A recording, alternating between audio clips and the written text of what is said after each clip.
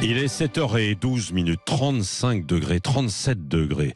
Alors évidemment, dans ces conditions, pour beaucoup, on utilise la clim à l'intérieur. Que faut-il penser de la clim, justement ?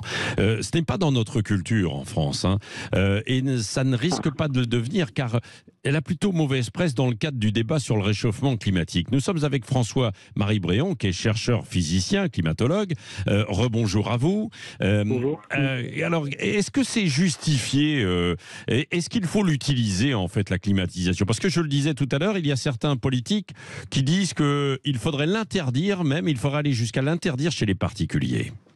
Bon, alors tout à l'heure vous avez dit que j'étais spécialiste de la question. Moi je me considère pas comme étant un spécialiste. Moi je suis un climatologue, je m'intéresse au changement climatique, je m'intéresse aux mesures qui sont faites pour s'adapter au changement climatique. Et puis je suis allé regarder le rapport du GIEC et ce que dit le rapport du GIEC sur ces questions. Voilà. Ouais. Donc j'ai quand même une certaine compétence. Alors qu'est-ce que dit le rapport du GIEC sur ces questions ? C'est que ça fait partie de la climatisation, fait partie des mesures d'adaptation au changement climatique. Le rapport du GIEC utilise le mot ciblé, c'est-à-dire il recommande une climatisation ciblée. Alors qu'est-ce que ça peut vouloir dire ça ? À mon avis, ça veut dire que si vous avez un logement et que vous avez besoin quand même d'avoir un moment de vous reposer lorsqu'il fait extrêmement chaud, eh ben vous pouvez avoir une pièce qui est correctement isolée, dans laquelle vous allez avoir la climatisation. Vous n'avez peut-être pas besoin d'avoir l'ensemble de votre logement qui est climatisé, parce qu'effectivement, quelle est la problématique ? La problématique, c'est celle de l'énergie. Une climatisation, ça nécessite de l'énergie, et donc plus de clim, ça veut dire plus de consommation. Alors, la clim, c'est de l'énergie électrique, d'accord ? C'est-à-dire que c'est avec l'électricité qu'on va faire ça. Donc, donc, du coup, ça tombe sur la problématique. Comment est-ce qu'on produit notre électricité ? Est-ce qu'on va avoir suffisamment d'électricité ? Et est-ce que la production d'électricité conduit à mettre des gaz à effet de serre dans l'atmosphère ?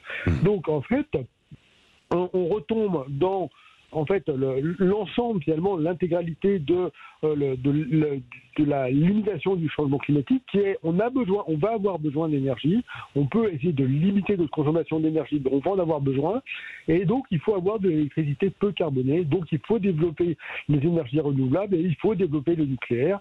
Je pense que c'est à ça que ça fait. Et à la fin, par contre, je trouve effectivement assez ridicule cette idée de vouloir interdire la climatisation. Pourquoi est-ce qu'on accepte que les gens se chauffent en hiver, et pourquoi est-ce qu'on interdirait qu'ils utilisent la clim en été ? Il n'y a pas de raison objective à ça. Parce que ça peut sauver des vies, je pense, en fait, absolument, aux EHPAD, pour les personnes âgées. Il y a eu des chiffres qui ont montré que certains, l'année dernière, il y a eu 7000 morts liés à la chaleur. Alors, est-ce que c'est directement lié, en fait, à cela, à la canicule, etc. Puis, reste à savoir les personnes dans quel état physique elles étaient, bien sûr, mais tout de même, il y a des interrogations, quoi. Tout à fait. Non, mais il est clair que la chaleur tue moins aujourd'hui que le froid, mais la chaleur tue incontestablement, et des personnes fragiles ont besoin de se reposer, ont besoin de fraîcheur pour pouvoir se reposer, mais c'est vrai aussi de tout le monde. Tout le monde veut un confort thermique pendant l'hiver. Je ne vois pas pourquoi on interdirait un confort thermique pendant l'été si le confort thermique pendant l'hiver est parfaitement accepté. Voilà, une climatisation raisonnée, comme vous l'avez dit tout à l'heure, et comme c'est dit dans le rapport du GIEC. Le rapport du GIEC utilise le mot ciblé. C'est-à-dire que donc on va cibler ça, peut-être à une période de la journée où on a besoin de se reposer. On va éventuellement le cibler sur cette période, et donc à une pièce dans le logement, et pas forcément l'intégralité du logement. Oui, c'est ça.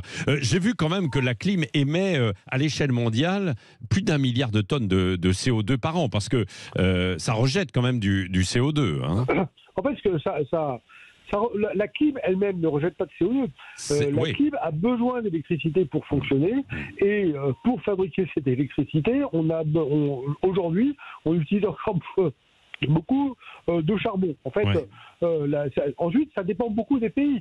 Il y a des pays dont le contenu carbone de l'électricité est extrêmement élevé. Le pire en Europe, c'est la Pologne, mais c'est suivi pas très loin par derrière par des pays comme l'Allemagne, qui utilisent encore beaucoup de charbon pour fabriquer son électricité. Et puis, À l'inverse, on a des pays qui soit sont très favorisés parce que ils ont énormément d'hydraulique, par exemple. La Norvège, la Suède, par exemple, ont énormément de barrages qui leur permettent d'avoir une électricité extrêmement propre. Donc dans ces pays-là, finalement, utiliser la clim ne pose pas de problème de ce type-là. Et puis on a quand même la France qui aussi, grâce à son parc nucléaire, a une électricité qui est pratiquement aussi propre que celle de la Norvège et de la Suède. Ah ouais. Et donc dans ces pays-là, finalement, utiliser de la clim n'est pas vraiment un facteur d'émission de CO2, ou assez peu en fait. Ouais. Et beaucoup moins que le chauffage. Ouais. Merci beaucoup François-Marie Bréon, chercheur, physicien, climatologue au laboratoire des sciences du climat et de l'environnement, pour ces précisions, bien sûr. Et vous pouvez échanger sur les réseaux sociaux, puisque nous avons posé en fait cette question. Est-ce qu'il faut, que pensez-vous justement de ce que disent certains politiques, pas tous, certains politiques, il faudrait interdire la clim chez les particuliers. Le Grand Matin Sud Radio.